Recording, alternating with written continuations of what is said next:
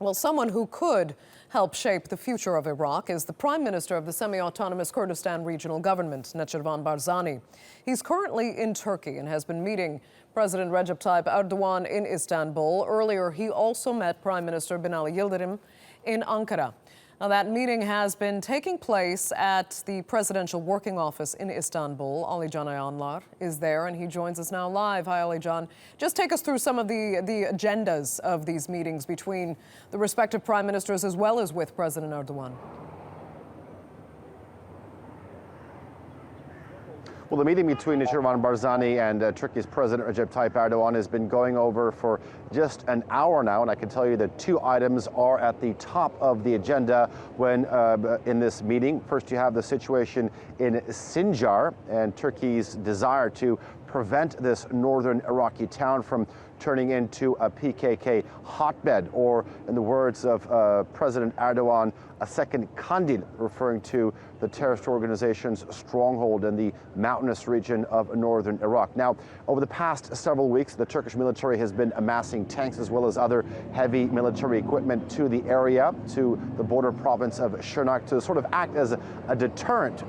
And over this time, Turkey's President Erdogan has reiterated on numerous occasions that they would not hesitate to call them into action or to roll them in should they feel a security threat. And this sort of ties into Turkey's new understanding, new concept of its security, to act beyond its borders to ensure its security.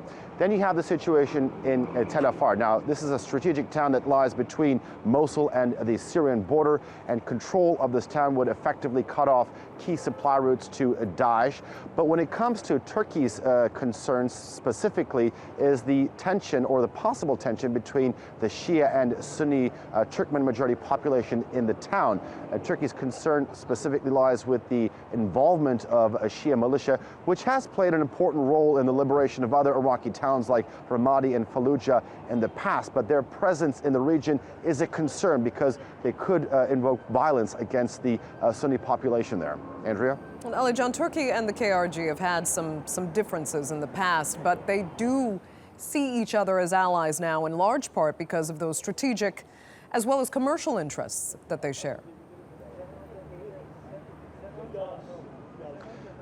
Indeed, and they need to see each other as strategic allies.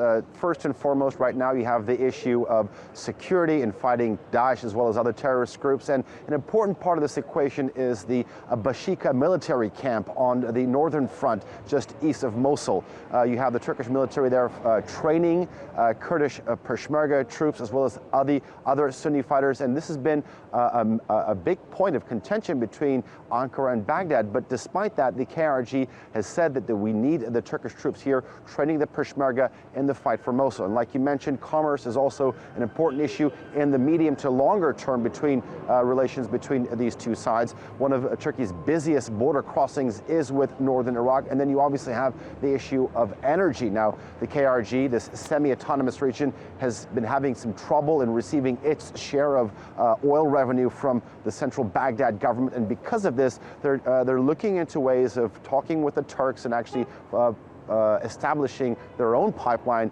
via Turkey so they can deliver that oil to European markets. Okay, Alican Ayanlar joining us there from Istanbul. Thanks so much from that.